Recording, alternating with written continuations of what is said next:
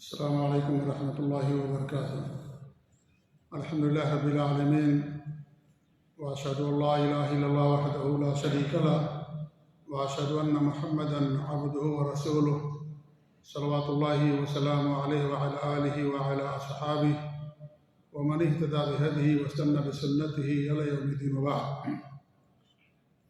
معزز بھائیوں، بزرگوں اور دوستوں، نبی اکرم صلی اللہ علیہ وسلم کی سیرت آپ کے سامنے اس مسجد کے اندر بیان کی جاتی ہے۔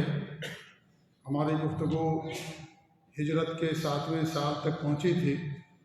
صلح حدیبیہ کے بعد آپ نے جو بادشاہوں اور حاکموں کو خط لکھا تھا وہاں تک ہماری گفتگو پہنچی تھی۔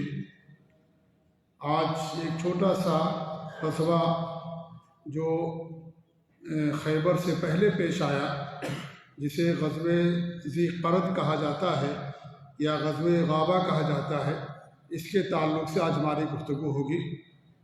چونکہ بہت بھاری بھرکم غزوہ نہیں تھا، مختصر چھوٹا سا غزوہ اور جنگ تھی، تو اس کے تعلق سے انشاءاللہ ہماری گفتگو ہوگی۔ لیکن اس پر گفتگو کرنے سے پہلے میں مناسب سمجھتا ہوں، بلکہ ضروری سمجھتا ہوں کہ چونکہ یہ شعبان کا مہینہ ہے اور آج شعبان کی 9 تاریخ ہے، ہمارے ملکوں میں شعبان کی 15 تاریخ کو شب برات کے نام سے یاد کرتے ہیں اور اس رات جاگنے کا اہتمام کرتے ہیں، نوافل پڑھے جاتے ہیں، قرآن کی تلاوت کی جاتی ہے، اجتماعی جماعت کے ساتھ نماز کا اہتمام ہوتا ہے، اجتماعی طور پر قبرستان کی زیارت کی جاتی ہے، عورت، بچے، مرد، بوڑھے، جوان سب قبرستان کو رخ کرتے ہیں، قبروں پر جا کر کے پھول چڑھایا جاتا ہے، مسجدیں سجائی جاتی ہیں، بہت ہی زیادہ اس رات کا اہتمام کیا جاتا ہے۔ سوال یہ ہے کہ کیا ایسا کرنا صحیح ہے، درست ہے یا درست نہیں ہے؟ اس کا جواب یہ ہے میرے بھائیوں کہ یہ بالکل درست نہیں ہے۔ علماء نے اسے بدعت قرار دیا ہے۔ یہاں کے سابق مفتی تھے شیخ علامہ ابن باز رحمۃ اللہ علیہ، ان سے سوال کیا گیا تو انہوں نے کہا کہ منکر بدعت ہے یہ، اور اس کے بدعت ہونے پر علماء کا اتفاق ہے، یعنی یہ ناجائز ہے یہ عمل کرنا۔ شعبان کی 15ویں تاریخ کو رات بھر جاگنا اور صبح میں روزہ رکھنا یہ بالکل جائز نہیں ہے۔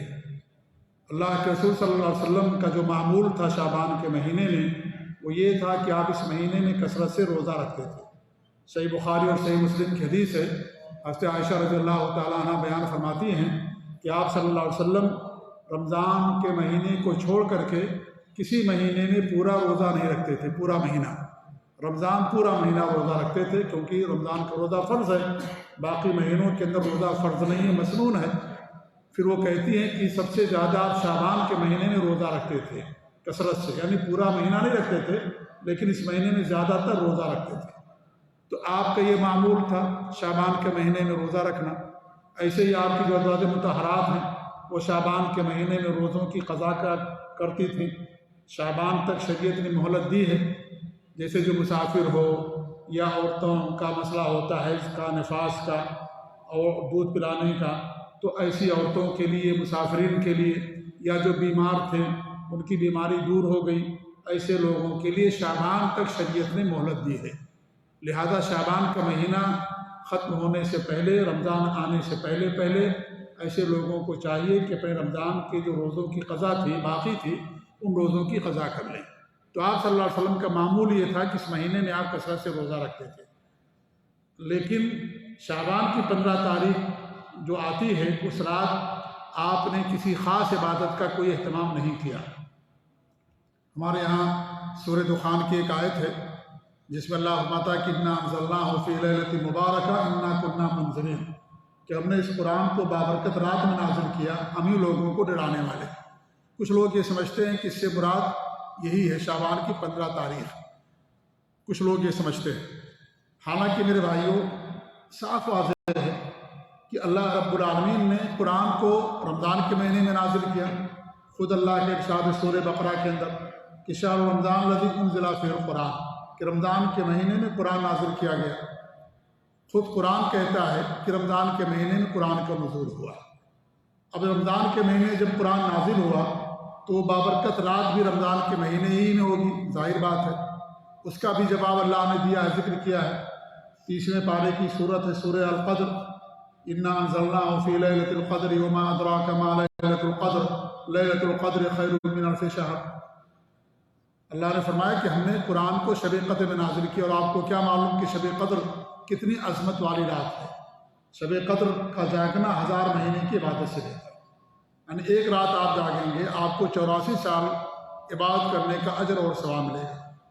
کتنی بابرکت رات ہے، اس سے بڑی برکت اور کیا ہو سکتی ہے؟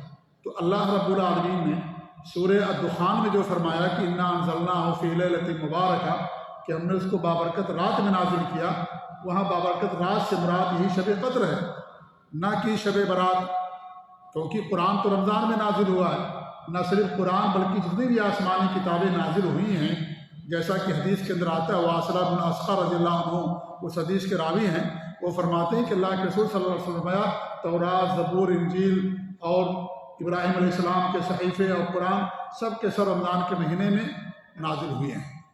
ساری آسمانی کتابیں رمضان کے مہینے میں اللہ نازل فرمائی۔ تو وہ جو آیت کریمہ ہے جسے لوگ لا کر کے یہاں فٹ کر دیتے ہیں اور کہتے ہیں بڑی بابرکت رات ہے، اس رات روزی میں اضافہ ہوتا ہے، لوگوں کی عمریں لکھی جاتی ہیں اور بڑے بڑے فیصلے کیے جاتے ہیں۔ ہمارے پاس ایک صاحب نے کلپ بھیجی اور کہا کہ دیکھیے ساری باتیں بیان کرتے ہیں، کہاں تک صحیح ہے؟ اور وہی ان کے سامنے قرآن کی اسی آیت کو دلیل بنیاد بنا کر کے، جبکہ اس آیت کے اندر ان کے لیے کوئی دلیل نہیں ہے، کیونکہ یہاں لیلۃ مبارکہ سے بابرکت رات سے مراد کیا ہے؟ شب قدر ہے، کیونکہ قرآن کو اللہ رب العالمین نے شب قدر میں نازل فرمایا۔ ہمارے یہاں بڑا اہتمام کرتے ہیں لوگ، رات بھر جاگیں گے، نماز پڑھیں گے جماعت کے ساتھ باقاعدہ، فرض نمازوں سے غائب رہیں گے لوگ، لیکن یہ نماز ضرور پڑھیں گے۔ اتنا اہتمام کیا جاتا ہے ہمارے ملکوں میں کہ یعنی آپ حیران رہ جائیں گے دیکھ کر کے۔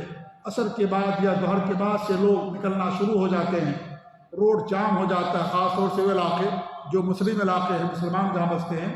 آپ دیکھیے، جا کر کے ہندوستان کی بات کرتا ہوں اور ان تمام ملکوں میں جہاں بدعت اور خرافات پر لوگ عمل کرتے ہیں، کہ اتنا زیادہ رش اور بھیڑ ہو جاتی ہے کہ آپ جو ہے گھر سے نکل نہیں پائیں گے۔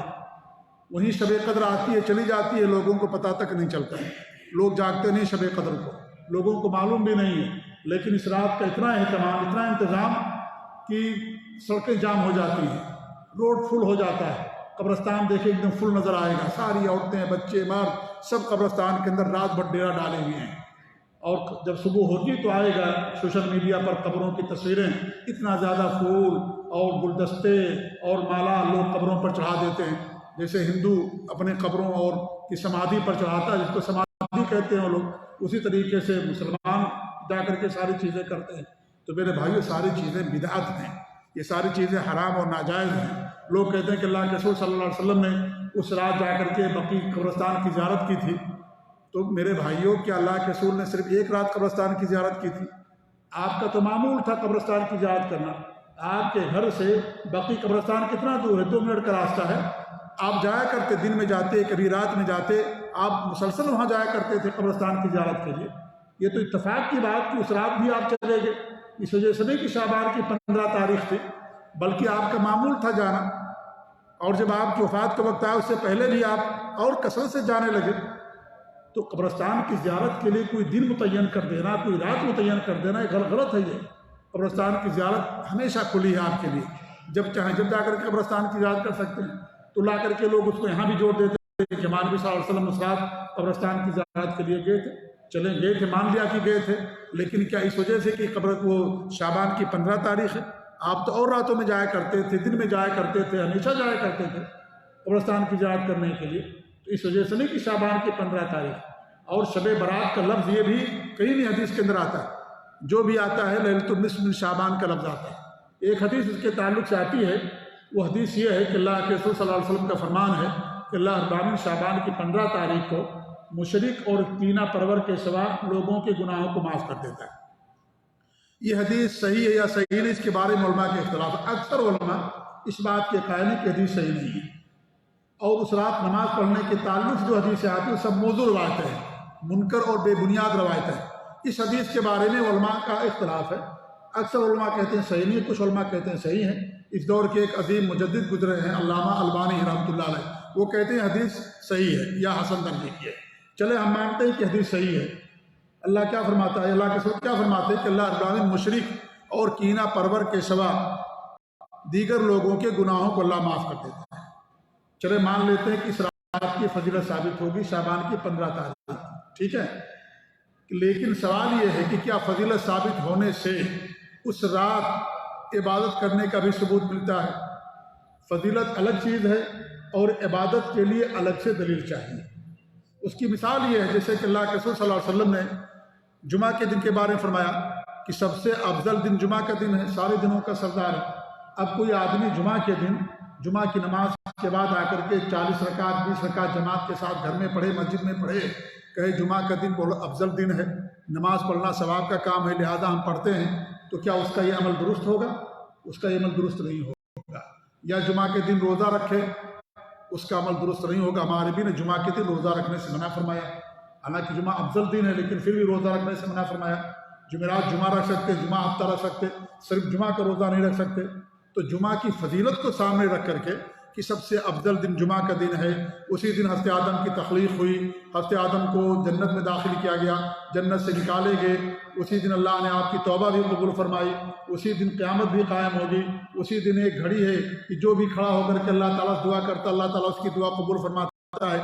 کتنی فضیلتیں ہیں جمعہ کے دن کی، ان ساری فضیلتوں کو سامنے رکھ کر کے کوئی جمعہ کے دن ایسا عمل کرے جو ہمارے نبی ثابت نہ ہو اور کہے میں اس لیے کرتا ہوں کہ جمعہ کا دن فضیلت والا دن ہے، تو کیا اس کا یہ عمل صحیح ہو جائے گا؟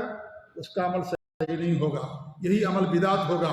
بدعت اسی کہا جاتا ہے جو ہمارے نبی نہ کیا ہو، آپ کے صحابہ نے کیا ہو، بعد میں لوگ اس کو ایجاد کر لیں، اسی کو بدعت کہا جاتا ہے۔ تو فضیلت ثابت ہونا ایک الگ چیز ہے اور عبادت کرنا ایک الگ چیز ہے۔ اللہ کے رسول صلی اللہ علیہ وسلم نے باقاعدہ جمعرات کے تعلق فرمایا ہے کہ جمعرات کو رات کو جاگ کر کے جمعہ کا دن روزہ رکھو، آپ نے اس سے منع فرمایا کہ رات جاگو اور دن میں روزہ رکھو، آپ نے اس سے منع فرمایا۔ یہ خصوصیت ماہ رمضان کی ہے کہ انسان شب قدر کو جاگتا، صبح میں روزہ رکھتا ہے، باقی اور دنوں میں نبی صلی اللہ علیہ وسلم نے منع فرمایا ہے کہ رات بھر آپ جاگیے، صبح میں جا کر کے روزہ رکھیے۔ ہمارے یہاں لوگ کیا کرتے ہیں، رات بھر جاگتے ہیں، کون؟ شب برات، اور صبح میں جا کر کے لوگ روزہ رکھتے ہیں۔ نمازیں نہیں پڑھیں گے وہ لوگ، اور دیگر جو فرائض ہیں واجبات وہ ساری چیزیں نہیں ہوں گی، لیکن اس بدعت کے کرنے میں سب سے آگے رہیں گے وہ لوگ، سب سے پیش رہیں گے۔ ان کو شارٹ کٹ مل گیا ہے، لوگ سمجھتے ہیں کہ ایک رات کر لیں گے سارے گناہ ہمارے معاف ہو جائیں گے اور پھر ہمیں کچھ کرنے کی ضرورت نہیں پڑے گی۔ ابلیس نے، شیطان نے ایسا سکھا دیا ہے کہ لوگ سنت اور فرائض اور واجبات کو چھوڑ کر کے بدعت کے پیچھے لگے رہتے ہیں اور اسی پر عمل پیرا ہوتے اور سمجھتے ہیں کہ ہمارے لیے اسی کے اندر نجات ہے، حالانکہ بدعت گمراہی ہوتی ہے اور گمراہی انسان کو جہنم کے اندر لے جانے والی ہوتی ہے۔ دین کو اللہ نے مکمل کر دیا ہے، الیوم اکملت لکم دینکم واتممت علیکم نعمتی ورضیت لکم الاسلام دینا، دین کو اللہ نے مکمل کر دیا۔ جو ہمارے نبی صلی اللہ علیہ وسلم کے زمانے میں دین نہیں تھا، آج وہ دین نہیں بن سکتا، وہ بدعت ہوگا، خرافات ہوگی وہ۔ اور اللہ کے رسول کی حدیث من احدث فی امرنا ھذا ما لیس منہ فہو رد، جس نے ہماری شریعت میں دین کے اندر کوئی نئی چیز ایجاد کیا وہ مردود بدعت ہو۔ ہمارے نبی نے فضیلت بیان کی، چلے مان لیا فضیلت بیان کر دیا آپ نے، تو عمل کیوں نہیں کیا؟ آپ نے شب قدر کی فضیلت بیان کی، رمضان کی فضیلت بیان کی، تو آپ نے شب قدر جاگنے کی فضیلت بیان کی۔ من قام لیلۃ القدر ایمانا واحتسابا غفر له ما تقدم من ذنبہ، جو شب قدر کو جاگے گا، قیام کرے گا، اللہ اس کے سابقہ گناہوں کو معاف کر دے گا۔ شب قدر کی آپ نے فضیلت بیان کی، قرآن نے بیان کیا، نبی نے بیان کیا فضیلت، اور پھر اس رات عمل کرنے کی ترغیب دلائی اور کہا کہ جو شب قدر کو جاگے گا، عبادت کرے گا، قرآن کی تلاوت کرے گا، جاگنے کا اہتمام کرے گا، اللہ تعالیٰ اس کے سابقہ گناہوں کو معاف کر دے گا۔ خود آپ جاگے، آخری راتوں میں آپ نے اعتکاف کیا، رات بھر جاگا آپ نے، لیکن شب برات شعبان کی 15 تاریخ کبھی آپ نے نہیں جاگا۔ کیوں نہیں جاگا آپ نے؟ اگر یہ عمل کرنا جائز ہوتا تو آپ صلی اللہ علیہ وسلم ضرور جاگتے، آپ کے صحابہ کرام جاگتے۔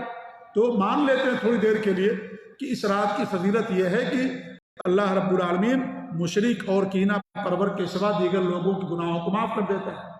تو فضیلت ثابت ہو جانے سے میں یہ بتانا چاہ رہا ہوں، اس رات عبادت کرنا ثابت نہیں ہوتا ہے، عبادت کرنے کے لیے الگ سے دلیل چاہیے۔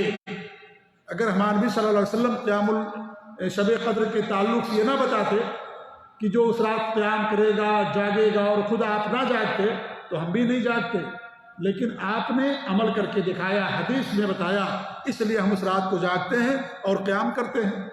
اللہ کے رسول صلی اللہ علیہ وسلم نے پوچھا شب قدر میں کون سی دعا پڑھوں؟ آپ ان کو دعا سکھائی، اللہم انک عفو تحب العفو فاعف عنی، تم اس کو پڑھو۔ شب برات شعبان کی 15 تاریخ، اس کے تعلق سے کچھ نہیں آتا حدیثوں کے اندر۔ تو فضیلت ثابت ہو جانے سے اس دن عمل ثابت نہیں ہوتا۔ جیسا کہ میں نے جمعہ کی مثال دی، بہت ساری مثالیں دی جا سکتی ہیں۔ فضیلت الگ ہے، عبادت الگ ہے۔ عبادت کے لیے دلیل چاہیے۔ یہ نبی نے نہیں فرمایا کہ جو اس رات کو عبادت کرے گا اسی کے گناہ کو اللہ معاف کرے گا۔ جو حدیث لوگ پیش کرتے ہیں کہ مشرک اور کینہ پرور کے سوا دیگر لوگوں کو اللہ معاف کر دیتا، تو کیا ہمارے نبی نے یہ فرمایا جو اس رات قبرستان کی زیارت کرے گا اس کے گناہ معاف ہوں گے، جو اس رات قیام کرے گا اس کے گناہ معاف ہوں گے، جو نماز پڑھے گا، نوافل پڑھے گا، جماعت کرے گا اس کے گناہ معاف ہوں گے، جو حلوہ کھائے گا، کھلائے گا، قبرستان پہ جا کر کے پھول چڑھائے گا اس کے گناہ معاف ہوں گے؟ نہیں، کچھ نہیں فرمایا ہمارے نبی نے۔ تو فضیلت ثابت ہونا الگ ہے اور عبادت ثابت ہونا الگ ہے۔ عبادت کے لیے الگ سے دلیل چاہیے۔ ہمارے نبی کی پوری زندگی کھلی کتاب ہے۔ آپ نے جو کچھ کیا امت نے اسے لوگوں کے سامنے بیان کر دیا، صحابہ نے بتا دیا سب کو، کوئی چیز نہیں چھپائی۔ شب قدر اور جو بھی ہمارے نبی نے عبادتیں کی سب بتا دیا۔ لہذا اس رات اگر ہمارے نبی بات کیے ہوتے تو ضرور حدیثوں کے اندر اس کا ذکر ملتا، لیکن کسی بھی صحیح حدیث کے اندر اس کا کوئی ذکر نہیں آتا۔ لہذا اس رات کا جاگنا، عبادت کرنا میرے بھائیوں بدعت ہے یہ، اور بدعت جو ہے انہی چیزوں کے اندر ہوتی ہے۔ لوگ کہتے ہیں نماز پڑھنے سے آپ روکتے ہیں، بھئی اللہ کے رسول کی مخالفت سے ہم آپ کو روکتے ہیں۔ نماز وہی جائز ہوگی جو نبی نے پڑھا ہے۔ ابھی ہم فجر کی نماز نہیں پڑھ سکتے، عصر کے بعد نماز نہیں پڑھ سکتے، منع کیا گیا شریعت کے اندر۔ کیا نام ہے، عیدگاہ کے اندر 2 رکعت نماز پڑھتے ہیں، اس کے علاوہ نماز نہیں پڑھی جاتی ہے۔ حضرت علی رضی اللہ تعالیٰ عیدگاہ کے اندر تشریف فرما تھے، ایک آدمی آیا نماز پڑھنا شروع کر دیا، علی رضی اللہ عنہ اس کو منع کیا، لیکن زبردستی اس نے پڑھ لیا 2 رکعت، پھر پڑھنا چاہا تو علی رضی اللہ عنہ نے اس کا ہاتھ پکڑ کر کے بٹھا دیا۔ تو اس نے کہا کہ آپ مجھے نماز سے روکتے ہو؟ کہا نہیں، میں تمہیں نماز سے نہیں روکتا ہوں، میں تمہیں اللہ کے رسول کی سنت کی مخالفت سے روکتا ہوں۔ نماز ہمارے نبی نے جو پڑھی پڑھو، تم اس کو کون منع کرتا؟ قیام اللیل پڑھو، سنتیں پڑھو، چاش کی نماز پڑھو، وتر کی نماز پڑھو، فرض نماز ہیں جو ہے، اور بہت ساری نمازیں ہیں کہ اس کا وقت آتا، پڑھو، کون منع کرتا؟ جو ہمارے نبی نے کیا۔ لیکن ہمارے نبی نے عیدگاہ کے اندر 2 رکعت نماز کے علاوہ کوئی نماز نہیں پڑھی اور ان کو بٹھا دیا علی رضی اللہ عنہ نے۔ آج اگر ہم کوئی ایسا کر دے تو لڑائی ہو جائے گی، جھگڑا ہو جائے گا۔ حضرت سعید بن مسیب کتنے مشہور تابعین کے سردار ہیں، انہوں نے مسجد کے اندر دیکھا فجر کی نماز کے بعد آدمی 2 رکعت نماز پڑھا، پھر 2 رکعت نماز پڑھنے لگا تو ان کو منع کر دیا، کہا کہ نہیں، جماعت تک صرف 2 رکعت نماز ہے بس، اس سے زیادہ نہیں پڑھ سکتے آپ قرآن کی تلاوت کیجیے، ذکر و اذکار کیجیے۔ اسی لیے آپ صلی اللہ علیہ وسلم فجر کی اذان کے بعد 2 رکعت سنت پڑھتے تھے، مختصر پڑھتے تھے، تو انہوں نے منع کر دیا ان کو۔ تو انہوں نے بھی کہا کہ ہمیں نماز پڑھنے سے روکتے ہو؟ کہا کہ نہیں، نماز نہیں، اللہ کے رسول کی سنت کی مخالفت سے روکتا ہوں۔ یہ سعید بن مسیب رحمۃ اللہ علیہ مشہور تابعی، انہوں نے کہا کہ ہم تم کو سنت رسول کی مخالفت سے منع کرتے ہیں۔ تو یہ سنت ہے میرے بھائی، سنت کی اتباع پیروی ہے۔ یہ ہمارے نبی نے فجر کے اذان کے بعد 2 رکعت، آدمی گھر کے اندر پڑھ کر کے آتا ہے، مسجد میں آئے گا تو 2 رکعت پڑھنے کے بعد اس کو بیٹھنا ہے، تحیۃ المسجد ہو جائے گی۔ لیکن مسجد میں آ گیا، وہ مسجد میں گھر میں نہیں پڑھا 2 رکعت سنت، اب 2 ہی رکعت پڑھے گا، اور 2 رکعت تحیۃ المسجد بھی ہوگی اور ساتھ ہی ساتھ وہ 2 رکعت سنت بھی ہوگی۔ یہ نہیں کہ 2 رکعت تحیۃ المسجد کی نیت سے، 2 رکعت فجر کی سنت سے پڑھے 4 رکعت ہو جائے، پھر 2 رکعت نفل کی نیت سے پڑھے 6 رکعت ہو جائے، غلط ہے یہ سنت کی مخالفت، ہمارے بھی نے اسے منع فرمایا۔ عبادات ویسی کریں گے جیسے ثبوت ہوگا، عبادات ہم اپنی طرف سے نہیں کریں گے۔ دین اللہ رب العالمین کا، شریعت اس کے نبی کی ہے، یہ نہیں کہ اپنی طرف سے جو چاہے اضافہ کر لیں، جیسا چاہے جیسا کریں، نہیں، منع ہے شریعت کے اندر۔ تو میرے بھائی، یہ جو چیزیں کی جاتی ہیں سب بدعات اور خرافات کے زمرے کے اندر آتی ہیں۔ بہت ساری عورتیں یہ سمجھتی ہیں کہ ان کے شوہروں کی روحیں بھی آتی ہیں اس کے اندر، نعوذ باللہ من ذالک۔ یہ بہت ہی کفریہ عقیدہ ہے۔ انسان کے مر جانے کے بعد کسی کی روح دوبارہ دنیا کے اندر نہیں آتی ہے، یا روح علین میں رہتی ہے، سجین کے اندر رہتی ہے۔ جب اسرافیل علیہ السلام دوبارہ سور پھونکیں گے تب انسان کی روح ان کے جسم کے ہڈی، ریڑھ کی ہڈی کے اندر جائے گی۔ ہمارے بھی کی حدیث ہے، انسان کے جسم کے سارے اعضاء سڑ جاتے ہیں، گل جاتے ہیں، لیکن اس کے ریڑھ کی ہڈی نہیں گلتی ہے، جس کو عظم الظام کہا جاتا ہے، آخر میں پیچھے ہوتی ہے، وہ باقی رہتی، اسی کے اندر روح پھونکی جائے گی۔ لہذا کسی کی روح دوبارہ دنیا میں نہیں آتی ہے۔ کب آئے گی؟ جب حضرت اسرافیل علیہ السلام دوبارہ سور پھونکیں گے اور سب لوگ اپنی اپنی قبروں سے اٹھ کھڑے ہوں گے۔ اللہ کا فرمان من ورائہم برزخ الی یوم یبعثون، جب تک ان کو دوبارہ زندہ نہیں کر دیا جائے گا اس وقت تک ایک برزخ ہے، دیوار ہے۔ وہ دیوار کب کوئی نہیں توڑے گا؟ کب وہ دیوار ٹوٹے گی؟ جب اسرافیل علیہ السلام دوبارہ سور پھونکیں گے تب وہ دیوار ٹوٹے گی اور سب لوگ اپنی قبروں سے اٹھ کھڑے ہوں گے۔ لہذا کسی کی روح واپس نہیں آتی دنیا کے اندر۔ یہ مشرکوں کا عقیدہ ہے، غیر مسلموں کا، ہندوؤں کا عقیدہ ہے کہ مرنے کے بعد روح واپس آتی ہے اور کوئی نیا جنم دھار لیتی ہے۔ اگر دنیا میں اس نے پن کیا تھا، اچھا کام کیا تھا، ثواب کا کام کیا تو کسی اچھے انسان کی شکل دھار لیتی ہے اس کی روح، جسم مل جاتا ہے، ورنہ سانپ بچھو کی شکل بن جاتا ہے۔ وہ روح دنیا میں واپس نہیں آتی، ان کا عقیدہ ہے، یہ اسلام کا عقیدہ نہیں ہے۔ قرآن یہ کہتا ہے کلا ان کتاب الابرار لفی علیین، جو نیک لوگ ہیں ان کی روحیں علیین کے اندر رہتی ہیں۔ کلا ان کتاب الفجار لفی سجین، سورہ مطففین کی آیتیں ہیں، جو فجار ہیں، فاسق ہیں، ان کی روحیں سجین کے اندر رہتی ہیں۔ کسی کی روح نہیں واپس آتی دنیا کے اندر، اور وہی روحیں اللہ بھیجتا ہے جو روحیں اللہ نے پیدا کی تھی حضرت آدم کو پیدا کرنے کے بعد۔ کسی نئی روح کا جنم بھی نہیں ہوتا ہے، یہ بھی سن لیجیے آپ لوگ۔ حضرت آدم کو اللہ نے پیدا کیا، قیامت تک پیدا ہونے والے ہر شخص کی روح کو حضرت آدم علیہ السلام سے اللہ نے پیدا کر دیا۔ وہی روح وہاں سے لے کر کے جبریل فرشتہ لے کر آتا ہے اور ماں کے پیٹ میں وہی روح پھونکتا ہے۔ کوئی نئی روح جنم نہیں لیتی ہے، نہ کوئی نئی روح پیدا کی جاتی ہے۔ اللہ نے ساری روحوں کو پیدا کر دیا ہے، قیامت تک پیدا ہونے والے ہر انسان کی روح کو۔ یہ حدیثیں کہتی، بخاری مسلم کی حدیث ہے، تو اس سے معلوم ہے کسی نئی روح کا جنم نہیں ہوتا، نہ دنیا کے اندر کسی کی روح آتی ہے، نہ اور کچھ ہوتا ہے، ایسا کچھ نہیں ہوتا ہے۔ تو یہ جو عقیدہ رکھا جاتا ہے میرے بھائیو، سراسر غلط عقیدہ ہے۔ قرآن و سنت اور جو توحید ہے ہماری پہچان اور ہماری بنیاد دین کی، اس کے خلاف یہ عقیدہ ہے کہ انسان کی روح دوبارہ دنیا کے اندر آتی ہے، لہٰذا ہمیں اس سے بچنا چاہیے۔ حلوہ وغیرہ جو کھاتے وہ بھی غلط ہے، یہ بھی جو ہے سنت کا نام دے کر کے لوگ باقاعدہ حلوہ کھاتے ہیں اور کہتے ہیں کہ ہمارے نبی کے دانت توڑے گئے تھے، اس لیے جو لوگ حلوہ کھاتے ہیں۔ میرے بھائی، ہمارے نبی کے دانت شوال کے مہینے میں ٹوٹے تھے۔ احد کا ذکر جب میں نے کیا تو بتایا تھا، ماہ رمضان کے بعد جو مہینہ تھا شوال، اس مہینے کے اندر یہ چیز ہوئی تھی، آپ کے دندان مبارک توڑے گئے تھے، شعبان کے مہینے میں نہیں۔ لوگ شعبان کے مہینے میں کھاتے ہیں حلوہ، بھئی آپ حلوہ کھائیے، کچھ بھی کھائیے، لیکن سنت کا نام نہ دیجیے اسے کہ ہمارے نبی کی سنت ہے، اس پر عمل کر رہے ہیں، تو ہمارے نبی نے کھایا تو ہم بھی کھاتے ہیں۔ تو میرے بھائی، یہ ساری چیزیں بدعات اور خرافات کے زمرے کے اندر آتی ہیں، ہمارے لیے سنتیں کافی ہیں۔ اگر آپ روزہ نہیں رکھ سکتے شعبان کے مہینے میں تو کم سے کم بدعات تو نہ کریں۔ جو سنت ہے نہیں کریں گے گناہ نہیں ہوگا، لیکن جو بدعاتیں کریں گے گناہ ہوگا، گناہ ہوگا۔ بدعات گمراہی ہوتی ہے، گمراہی انسان کو جہنم کے اندر لے جانے والی ہوتی ہے۔ انسان، ہمارے ملک کے لوگ اور بہت سارے مسلمان سنت اور فرض کے بارے میں آپ دیکھیں گے بڑی سستی، لیکن بدعات کے بارے میں بہت چاق و چوبند اور چست رہتے ہیں۔ کوئی بدعات نہیں چھوڑیں گے، وہ ضرور اس کو بنائیں گے، لیکن نمازیں اور جو فرض چیزیں ہیں اس کو نہیں کریں گے۔ شیطان نے ایسا الٹا سبق سکھا دیا ہے، ایسا الٹا درس دے دیا ہے کہ لوگ اسی کے اندر خوش ہیں اور اسی کو اپنے لیے ذریعہ نجات سمجھتے ہیں۔ تو میرے بھائیوں سے توبہ کریں، اپنے گھر والوں کو بتائیں۔ ابھی آج 9 تاریخ ہے، 15 تاریخ کو ہوتی، میں نے پہلے اس لیے بتا دیا تاکہ ہم لوگ اپنے گھر والوں کو بتائیں، جہاں ہوتا ہے، جس کے خاندان میں، جس کے علاقے میں بھائی بہن لوگ کرتے ان کو بتائیں، ذمہ داری ہے، اور یہی اصل ان کا بڑا حق ہے ہمارے اوپر۔ یہ نہیں کہ آپ ان کو تحفے تحائف لے جاؤ، یہاں ساری چیزیں اللہ دے رہا لے جائیے، لیکن اس سے بڑا حق ان کا یہ ہے کہ ان کو دین کی تعلیم دی جائے، توحید سکھائی جائے، سنت سکھائی جائے، یہ ان کو درس دیا جائے۔ اللہ کے ارشاد انفسکم واہلیکم نارا، اے ایمان والو اپنے آپ کو، اپنے اہل ویال کو جہنم سے بچاؤ۔ یہ ذمہ داری ہماری ادا نہیں ہو جائے گی۔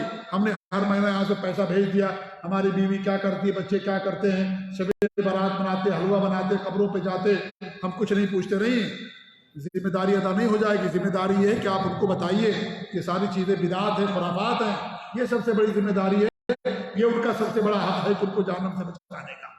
ہر انسان ذمہ دار ہے، ہر انسان سے اس کی رعایا کے بارے میں سوال کیا جائے گا۔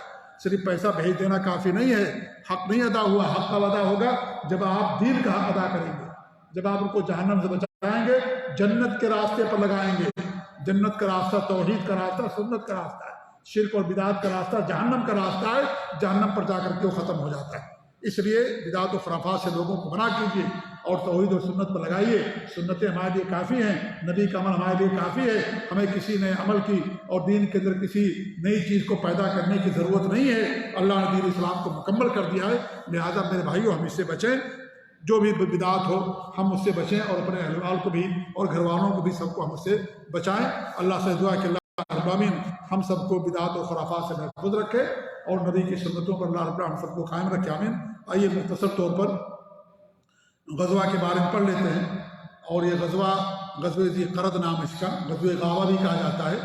یہ امام بخاری رحمۃ اللہ نے بیان کیا ہے کہ یہ خیبر سے 3 دن پہلے جنگ پیش آئی تھی، یہ غزوہ پیش آیا تھا۔ خیبر کا ذکر انشاءاللہ ہم کریں گے اس کے بعد، جو محرم کے مہینے میں سن 7 ہجری کے اندر پیش آیا تھا، جو یہودیوں سے لڑی گئی تھی جنگ، غزوہ بڑی جنگ ہے اور اس کا ذکر ہوگا آپ کے سامنے۔ اس سے 3 دن پہلے جنگ پیش آئی تھی جس کا نام ہے غزوہ غابہ یا غزوہ ذی قرد۔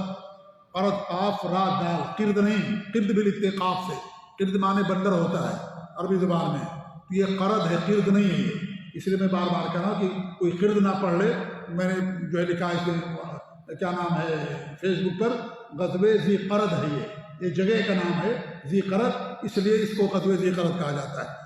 اور اس کی جو حقیقت ہے یا جو سبب وہ یہ ہے، جیسا کہ بخاری کے اندر مذکور ہے، اور اس غزوے کے جو اصل تھے وہ تھے سلمہ بن اکوع رضی اللہ تعالیٰ عنہ، بہت مشہور تیر انداز گزرے ہیں سلمہ بن اکوع۔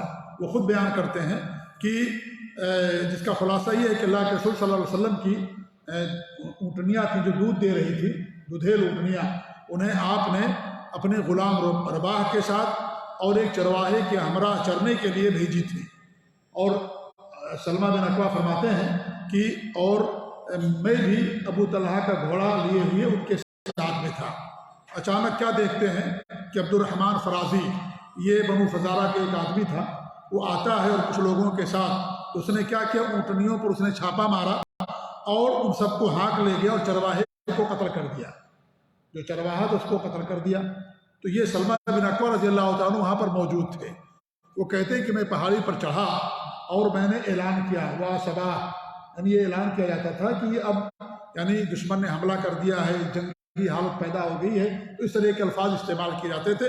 اس کے بعد کہتے ہیں کہ میں نے پیچھا کیا اور میں ایک ٹیلے پر کھڑے ہو کر کے کیا نام ہے مدینے کی طرف رخ کیا اور 3 بار پکار لگا، یا صباح، ہائے صبح کا حملہ۔ پھر میں حملہ آوروں کے پیچھے چل نکلا اور ان پر تیر برساتا جاتا تھا، اور اس طریقے سے یہ رجز پڑھتا جاتا تھا۔ یہ شعر تھا، انا ابن الاکوع والیوم امرودہ، میں اکوع کا بیٹا ہوں اور آج دیکھا یہ جائے گا کون اپنی ماں کا دودھ پیا ہے، یہ کہتے جاتے تھے اور تیر چلا جاتے تھے۔ سلمہ بن اکوع فرماتے ہیں کہ اللہ کی قسم میں انہیں مسلسل تیروں سے چھلنی کرتا رہا، جب بھی کوئی سوار میری طرف پڑ کر کے آتا تو میں کسی درخت کے اوٹ میں چھپ جاتا اور پھر اسے تیر مار کر کے زخمی کر دیتا، یہاں تک کہ جب یہ لوگ پہاڑ کے تنگ راستے میں داخل ہوئے تو میں پہاڑ پر چڑھ گیا اور پتھروں سے ان کی خبر لینے لگا۔ اس طرح مسلسل میں نے ان کا پیچھا کیا، یہاں تک کہ انہوں نے اللہ کے رسول صلی اللہ علیہ وسلم کی جتنی اونٹنیاں تھیں سب انہوں نے پیچھے چھوڑ دیا، یعنی چھوڑ کر کے بھاگ کھڑے ہوئے اور جو ہے ساری اونٹنیوں کو انہوں نے چھوڑ دیا۔ اس کے بعد کہتے ہیں کہ میں نے اللہ کے رسول صلی اللہ علیہ وسلم کے سواروں کو دیکھا کہ وہ درختوں کے درمیان سے چلے آ رہے ہیں، سب سے آگے اخرم تھے۔ یہ بخاری کا میں ترجمہ انہوں نے کیا، اسی کو میں آپ کے سامنے اختصار کے ساتھ پڑھ رہا ہوں۔ صحیح بخاری کے اندر سب سے آگے اخرم تھے، ان کے پیچھے ابو قتادہ تھے، ان کے پیچھے مقداد بن اسود تھے۔ عبد الرحمن، یہ جنہوں نے حملہ کیا تھا اونٹنیوں پر، اس نے کیا کیا، ہستے اکرم میں اور ان کے اندر ٹکر ہوئی تو ہستے اکرم نے عبد الرحمن کے گھوڑے کو زخمی کر دیا، لیکن عبد الرحمن فرازی جس نے اونٹوں کو جو بھگا لے گیا تھا، اس نے نیزہ مار کر کے ہستے اکرم کو شہید کر دیا۔ ہستے اکرم رضی اللہ عنہ شہید ہو گئے، قتل کر دیا۔ اور اس طریقے سے عبد الرحمن فرازی، ہم نے سمجھے کہ مسلمان تھا، اس زمانے میں عربی نام ہے سب، عبداللہ، عبد الرحمن، یہ سب نام رکھے جاتے تھے، اس لیے کہتے کوئی اسلام سے نام سے مسلمان نہیں ہوتا ہے، کب مسلمان ہوگا جب اسلام والا کام کرے گا۔ منافقوں کا جو سردار تھا اس کا نام عبداللہ تھا ہمارے نبی کے زمانے میں، عبداللہ اس کا نام تھا، ہمارے نبی کے والد کا نام عبداللہ تھا، تو عبداللہ، عبد الرحمن، احمد، یہ سارے نام اس زمانے میں رکھے جاتے تھے۔ تو عبد الرحمن فرازی، بنو فرازہ سے تعلق تھا، اسی نے حملہ کیا اور اونٹنیوں کو بھگا لے گیا تھا، اس کے ساتھ اور بھی لوگ تھے، تو اس نے اخرم ایک صحابی کا نام رضی اللہ عنہ، اس کو اس نے قتل کر دیا، یہ عبد الرحمن فرازی نے۔ پھر کیا ہوا؟ وہ کہتے ہیں کہ جو ہے اس کے بعد کیا نام ہے، ابو قتادہ رضی اللہ تعالیٰ عنہ عبد الرحمن کے سر پر جا پہنچے اور اسے نیزہ مار کر کے قتل کر دیا۔ کس نے قتل کر دیا؟ ابو قتادہ رضی اللہ تعالیٰ عنہ نے عبد الرحمن فرازی کو قتل کر دیا۔ اس کے بعد اور جو حملہ آور تھے پیٹ پھیر کر کے بھاگ کھڑے ہوئے، ہم نے ان کو کھدیڑنا شروع کیا اور اس طریقے سے لوگ بھاگ کھڑے ہوئے۔ پھر کہتے ہیں کہ اس غزوے پر اللہ کے رسول صلی اللہ علیہ وسلم نے تبصرہ کرتے ہوئے فرمایا، آج ہمارے سب سے بہتر شہ سوار ابو قتادہ ہیں اور سب سے بہتر پیادہ پیدل چلنے والے سلمہ ہیں، اور آپ نے مجھے 2 حصے دیے، ایک پیادے کا حصہ دیا اور ایک شہ سوار کا حصہ دیا۔ کون کہتا ہے یہ سلمہ بن اکوا کہتے ہیں کہ اللہ کے رسول صلی اللہ علیہ وسلم نے مجھے 2 حصہ دیا، کیونکہ وہ لوگ سامان چھوڑ کر کے بھاگ گئے، اٹھنیاں بھی چھوڑ دی، اپنی جان بچا کر کے لوگ بھاگ کھڑے ہوئے، سامان چھوڑ دیا، تو سامان جو ملا اس میں مجھے 2 حصہ ملا، ایک تو پیدل چلنے کا اور ایک شہ سواری کا 2 حصہ مجھے دیا، اور انہوں نے اللہ کے رسول نے مجھے شرف بخشا کہ ان کی جو اونٹنی تھی اس اونٹنی پر انہوں نے مجھے پیچھے سوار کر لیا۔ تو یہ چھوٹی سی جنگ تھی جو میں نے آپ کے سامنے ذکر کیا۔ اس غزوے کے دوران اللہ کے رسول صلی اللہ علیہ وسلم نے مدینہ کے انتظام ابن ام مکتوم کے حوالے کیا اور اس غزوے کا پرچم حضرت مقداد بن عمر رضی اللہ عنہ کو عطا فرمایا۔ تو یہ چھوٹی سی جنگ تھی جس میں آپ صلی اللہ علیہ وسلم کی اونٹنیوں کو ایک قبیلے کے لوگ بھگا لے کر گئے، تو سلمہ بن اکوا رضی اللہ عنہ کا پیچھا کیا اور تیر سے ان کو چھلنی کیا اور اس طریقے ساری اونٹنیوں کو ان سے واپس لے لیا، اور پھر جو انہوں نے اعلان کر دیا تھا کہ بھئی اچانک حملہ ہو گیا ہے، تو ہمارے نبی صلی اللہ علیہ وسلم نے کئی صحابہ کو بھیجا، خود بھی آپ گئے، اور اس طریقے سے پھر جا کر کے راستے میں ان کی مڑبھیڑ ہوئی اور اس طریقے سے ایک صحابی کا قتل ہوا، شہید ہوئے، اور وہ لوگ میدان چھوڑ کر کے بھاگ گئی۔ یہ مختصر سی جنگ تھی جو آپ کے سامنے بیان کی گئی۔ اس کے بعد انشاءاللہ ہم غزوہ خیبر آپ کے سامنے بیان کریں گے اگر زندگی باقی رہی۔ اللہ تعالیٰ دعا کہ اللہ رب العالمین ہمیں اپنے نبی صلی اللہ علیہ وسلم کی سیرت کو جاننے کی توفیق دے اور آپ کے اخلاق کو اپنانے کی اور آپ کی سنتوں پر عمل کرنے کی توفیق دے، اور شرک و بدعات اور خرافات سے اللہ رب العالمین ہم سب کو محفوظ رکھے، آمین۔ وصلی اللہ علیہ محمد وعلی آلہ وصحبہ، جزاکم اللہ خیر، والسلام علیکم ورحمۃ اللہ وبرکاتہ۔